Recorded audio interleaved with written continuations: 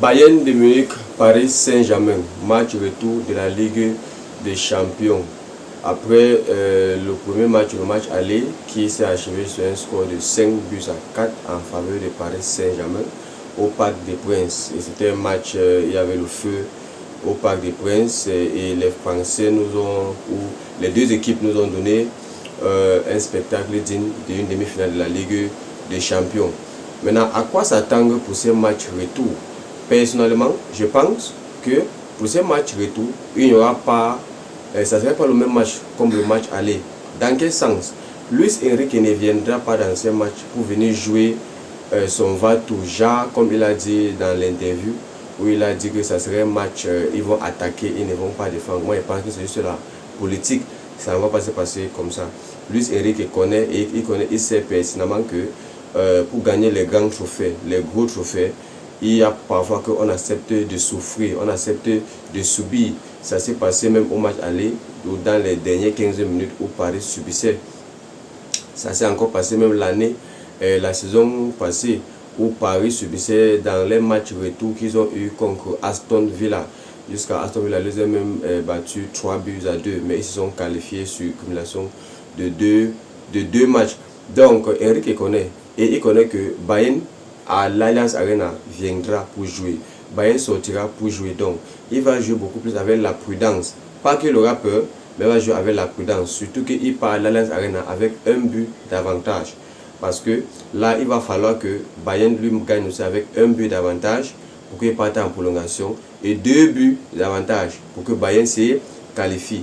Donc, il pense qu'il va dire à ses joueurs, qu'ils vont défendre en bloc et attaquer en bloc. Et en parlant de défendre en bloc, Ousmane Dembélé serait le premier défenseur. Et ils vont donner les va-tout au stade. Mais maintenant, il y a quelques bémols, il y a quelque chose qui peuvent causer du tort au Paris Saint-Germain pour ces matchs retour. Premièrement, il y a l'absence de Achraf Hakimi. C'est confirmé, Hakimi ne jouera pas, ou bien il ne pourra pas jouer le match retour à l'Allianz Arena par rapport à sa blessure. Donc, Luis Enrique sera obligé de titulariser un autre joueur à la place d'Achraf Hakimi. Et plus souvent, quand Achraf Hakimi, qui est latéral, est absent, Luis Enrique titularise soit Zaïre Emery, soit João Neves. Je pourrais dire João Neves pour jouer là-bas, mais João Neves serait beaucoup plus important pour Luis Enrique au milieu du terrain. Puisque en absence de au match aller, en absence de Fabien Ruiz qui n'était pas encore à 100%, et comme Achraf Hakimi était là, Enrique a préféré jouer au milieu avec Vitinha, João Neves et Warren Zaïre-Emery. Mais je pense que pour le match retour, puisque Warren Zaïre-Emery serait déjà au stade pour combler le poste de latéral, c'est lui qui va jouer comme latéral, je pense. Et je pense qu'il va maintenant jouer avec son milieu titulaire qui est Vitinha, João Neves et Fabian Ruiz. Et je ne sais pas, vous me dites dans les commentaires si pour vous, cet milieu de terrain est assez parfait et ça va créer les dégâts comme ils ont eu l'habitude de le faire dans l'année précédente et même pendant certains matchs cette saison. Donc voilà un problème. Deuxième problème au niveau de Paris Saint-Germain, c'est aussi le latéral gauche, Nuno Mendes. Mendes n'est pas à 100%. Ok, Mendes n'est pas à 100%. Et puisqu'il n'est pas à 100%, si on n'envoie pas quelqu'un aider Mendes sur le côté avec Michael Olise, c'est qu'il va encore mailler sa salle. Parce qu'à l'Allianz Arena, avec la foule de l'Allemagne, ça serait vraiment chaud sur Mendes. Étant donné même qu'il était en sortant même du match précédent, j'avais même peur que lui aussi s'est blessé, mais apparemment, il ne s'est pas blessé et il est encore là et pourra jouer. Donc, qu'est-ce qui peut se passer du côté de Bayern? Bayern de Munich viendra puisque toute l'équipe est là. Toute l'équipe est là, il n'y a personne qui a un problème. Toute l'équipe est stable. Donc, Bayern de Munich viendra pour jouer leur ballon. Bayern de Munich viendra pour se qualifier. Kompany c'est un coach très intelligent puisque c'est un enfant de Pep Guardiola. Donc, Kompany viendra pour jouer son ballon et jouer son va-tout au stade. Mais maintenant, ils doivent capitaliser sur certaines faiblesses que je pense que Paris Saint-Germain aura, surtout le poste de latéral, où Luis Diaz va peut-être fuir avec l'âme des Emery s'il n'est pas aidé. Donc c'est là-bas que Désiré Doué doit faire beaucoup de travail défensif pour aider Zaïre Emery en poste de latéral. Et aussi, Kwicha Kvaratskhelia doit aussi faire beaucoup de travail pour aider Nuno Mendes.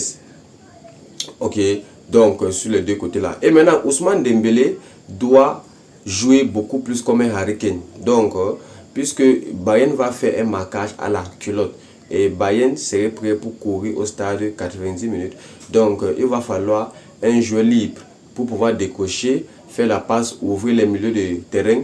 Ok, et il va falloir les déplacements rapides pour que Paris puisse déjouer le pressing intense que Bayern va mettre. Maintenant, du côté de Bayern aussi a une faiblesse qui va beaucoup jouer sur eux, qui est d'abord les gardiens Manuel Neuer. Le match aller, Manuel Neuer a eu 5 tirs cadrés par Paris, 5 buts. Ça veut dire que Manuel Neuer n'a pas pu sauver un tir cadré. Ça veut dire que tout ce qui venait vers Manuel Neuer est ancré. Donc, Paris peut aussi capitaliser sur ça.